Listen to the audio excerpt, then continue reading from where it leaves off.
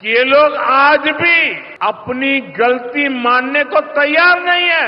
उल्टा देश की अदालत को, न्यायपालिका को, कोर्ट को दोषी ठहराते हैं। टीएमसी के घोटालेबाजों ने सैकड़ों गरीब परिवार के बेटे बेटियों को अंधकार में धकेल दिया है। ये सिर्फ कुछ हजार टीचर्स के भविष्य के साथ खिलवाड़ नहीं है, बल्कि पश्चिम बंगाल के पूरे एजुकेशन सिस्टम को बर्बाद किया जा रहा है। टीचर्स के अभाव में लाखों बच्चों का भविष्य दांव पर है। इतना बड़ा पाप टीएमसी के नेताओं ने किया है। साथियों, यहां मुर्शिदाबाद में जो कुछ हुआ, मालदा में जो कुछ हुआ, वो यहां की सरकार की निर्ममता का उदाहरण है। बंगाल की जनता पर हो रहे इन अत्याचारों से यहां की निर्मम सरकार को कोई फर्क नहीं पड़ता। यहां बात बात पर कोर्ट को दखल देना पड़ता है। बिना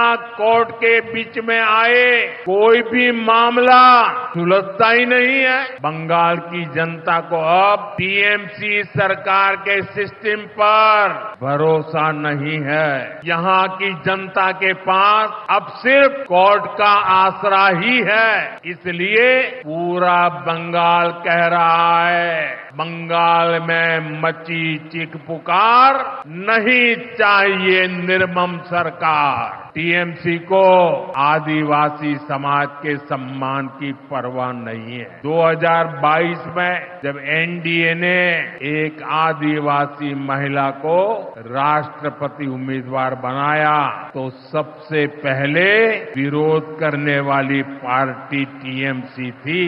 22 अप्रैल को पहलगाम में, जम्मू कश्मीर में आतंकियों ने जो बर्बरता की, उसके बाद पश्चिम बंगाल में भी बहुत गुस्सा था। आपके भीतर जो आक्रोश था, आपका जो गुस्सा था, उसको मैं भली भांति समझता था। आतंकवादियों ने हमारी बहनों का सिंदूर मिटाने का दुस्साहस किया। हमारी सेना ने उनको सिंदूर की शक्ति का एहसास करा दिया। हमने आतंक के उन ठिकानों को तबाह किया जिनकी पाकिस्तान ने कल्पना तक नहीं की थी। साथियों, आतंक को पालने वाले पाकिस्तान के पास दुनिया को देने के लिए कुछ भी पॉजिटिव नहीं है। जब से वो अस्तित्व में आए हैं, तब से ही उसने सिर्फ आतंक को पाला है। 1947 में बंटवारे के बाद से ही उसने भारत पर आतंकी हमला किया। कुछ सालों के बाद उसने यहां पड़ोस में आज के बांग्लादेश में जो आतंक फैलाया, पाकिस्तान की सेनाओं ने जिस प्रकार बांग्लादेश में रेप किए, मर्डर किए, वो कोई भूल नहीं सकता। आतंक और नरसंहार ये पाकिस्तानी सेना की सबसे बड़ी एक्सपर्टाइज है। जब सीधा युद्ध लड़ा जाता है तो उसकी हार तय होती है, का पराजय निश्चित होता है, उसको मुंह की खानी पड़ती है।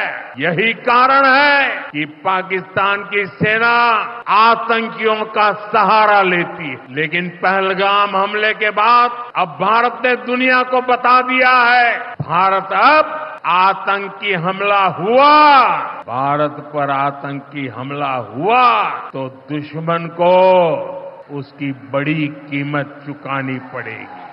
और पाकिस्तान समझ ले, 3 बार घर में घुस करके मारा है तुम्हें। हम शक्ति को पूजने वाले लोग, हम महिषासुर मर्दिनी को पूजते हैं। बंगाल टाइगर की इस धरती से 140 करोड़ भारतीयों का ऐलान है। ऑपरेशन सिंदूर अभी खत्म नहीं हुआ है।